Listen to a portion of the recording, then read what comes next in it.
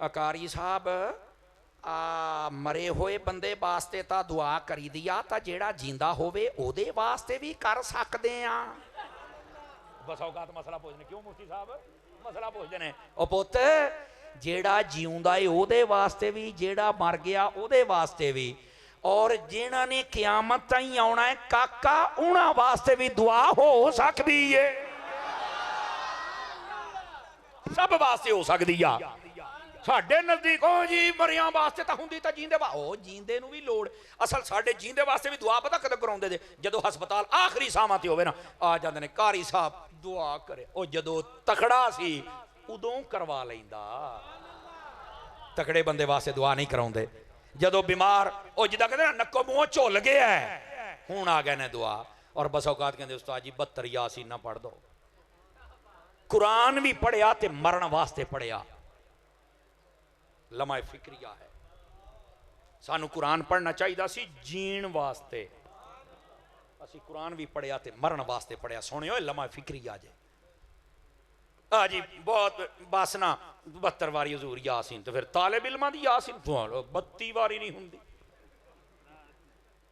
खुदा दा खौफ करो। इन्हां ने फिर पूरे खुशू खुजू ना पढ़नी हुंदी बाबा जी, इन्हां दी 32 वारी कोई नहीं पहुंचाउंदा, जे 72 तो बड़ी दूर होता है। पहलों खबर आउंदी है हजरत तशरीफ ले गए। तो मेरी जान हमने कुरान पढ़ना था, ये सिर्फ ज़मीर जगा रहा हूं अपने लफ्जों में। कुरान पढ़ना था जिंदा रहने के लिए, हमने मरने के लिए पढ़ा है। तो जिन्होंने जिंदा रहने वास्ते पढ़िया सी, बैजा काका ओ काका बा मैंने यार थले बैजा, शाबाश मेरी जान बैठिए इधर देखिए। जिन्होंने जिंदा रहने के लिए पढ़ा था, धीरे से बात कह रहा हूं, उनका धड़ करबला में था, सर नेज़े पे था, फिर भी बोल रहे थे। कुरान पढ़ना है तो जिंदा रहने के लिए पढ़, हमने मरने के लिए। अब मरने वाला काम भी गया, हुणे भी टाइम कोई नहीं भी चलो बंदा कहे मदरसे जनाब ना ना हुण की है, तीसरे का खत्म है जी। कुरान लिखाओ। मैं जान की अमान पाऊं तो यहां मदरसा पढ़ने पढ़ाने वाले लोग बैठे, आप भी तवज्जो फरमाएं, कुरान सही से लिख के दिया करो, नहीं तो सीधा जवाब दे दिया करो भी साढ़े को है नहीं। उन्होंने आख पुत्र आप पढ़, एक रकू पढ़ तसल्ली नाल तो पढ़। फास तो सारे ही गए हो, पर मसला सुन लो। ये जरा तुसा थोक दा हिसाब खोलिया है ना, 32 कुरान 35 यासीना 500 फलाना, बस कर पाया ना, केड़ा डीपू खोले तू, कुछ खुदा दा खौफ कर ले। और काम भी कारी साहब दसो 265 कुरान हो गया। मैं क्या पढ़े हुए या लिखे हुए केड़े ने? जान की अमान पाऊं तो मुझे माफ करना। और ये मसला सुन लीजिए।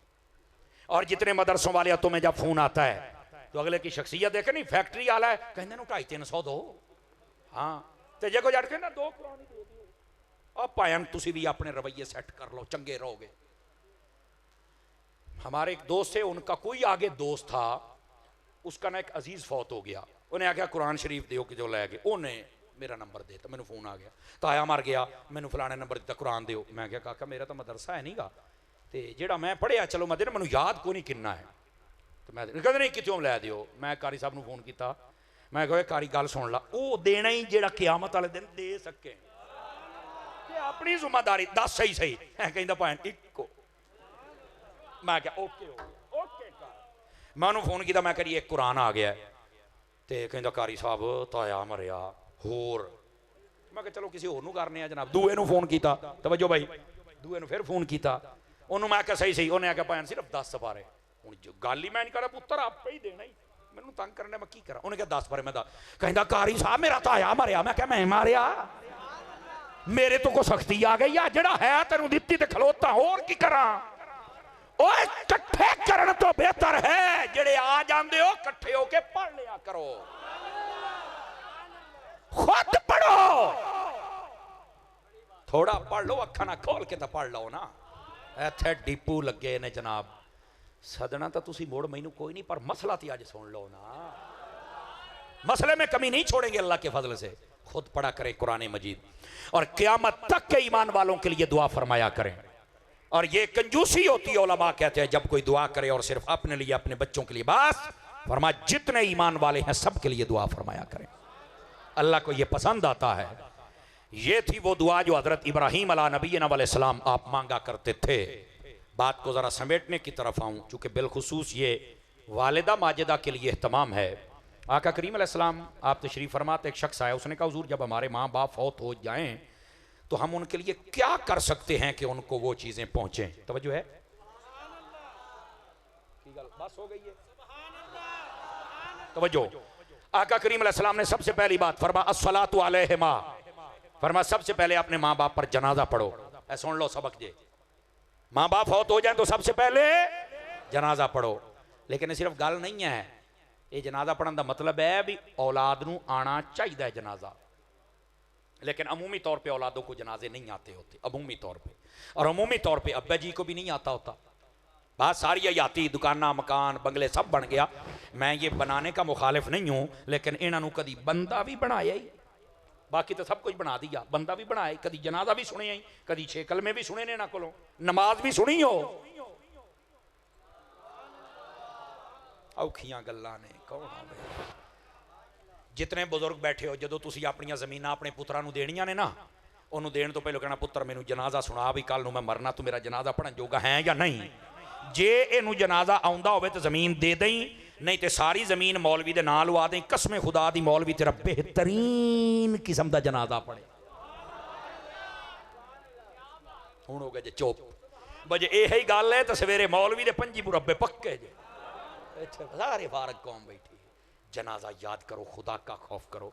मौलाना साहब कितना मुखलिस है यार तुमसे, फौत होते हो यासीन पास बैठ के पढ़ता है, जनाजा पढ़ता है, कबर दे सराणे खलो के वखरा पढ़ता है, पुआंदी वखरा पढ़ता है, 40 कदम बाद दुआ वखरी मंगता, तीजे ते वखरी, साते ते वखरी, 7 दिन तुहाडे बूहे ते आके खत्म वखरा पढ़ता है। तो फिर एक पैली ते एदी भी बनती है ना। और अपनी औकात क्या है, कुछ भी नहीं आता। मेरे भाई थोड़ा सा सोचेंगे, आप जो बुजुर्ग बैठे ना, अगर तेरी औलाद नूं जनाजा नहीं ना आउंदा, ये तेरे हसन दा मकाम नहीं है, रोण दा ही। इन्हां नूं कह जनाजा सुना, नहीं तो जमीन मौलवी नूं जांदी पई हो फिट। ये हाँ भाई ना बनन तो गल होई ना, इन्हां नूं दसो तो सही ना मैं तुहाडे नाल करना की है, कम अज कम इनको बताओ। अच्छा दूसरी बात, औलाद को भी चाहिए जनाजा याद करें। नबी पाक अलैहिस्सलाम ने फरमाया वल इस्तिगफार लहुमा, फरमाया जब माँ बाप फौत हो जाएं तो फिर उनके लिए दूसरा काम, पहला है जनाजा और दूसरा इस्तिगफार। क्या मतलब? फरमा उनके लिए दुआ करना। सादा बात है, समझिएगा। मैंने कहा इसका मतलब ये निकला जनाजा अलग है, दुआ अलग है। तो ये जो गचमच कर जाते हैं ये उनके लिए भी लम्हा फिक्रिया है। तीसरा काम, मेरे नबी पाक सल्लल्लाहु अलैहि वसल्लम आपने फरमाया व इकराम सिद्दीक़हिमा, फरमाया अपने माँ बाप के, माँ की सहेलियां और बाप के दोस्त, फरमाया उनका हया भी करना है, इज्जत भी करनी है और एहतराम भी करना। ये माँ बाप के मरने के बाद हुकूक है, जनाजा, दुआ और माँ की सहेलियां, बाप के दोस्त, उनका एहतराम। और नंबर 4, मेरे आका करीम सल्लल्लाहु अलैहि वसल्लम आपने फरमाया व इनफाजु अहदिहिमा व फी रिवायतिन इनफाजु उहूदिहिमा, फरमाया अपने माँ बाप उनके किए हुए वादे जो माँ ने अपने बहन भाइयों से किए थे और बाप ने अपने दोस्त बहन भाइयों से किए थे, वो वादे भी पूरे करो। ये माँ बाप के मरने के बाद हक हैं जो माँ बाप के अदा करने पड़ते हैं। जनाजा, दुआ, माँ बाप के दोस्तों और सहेलियों का एहतराम।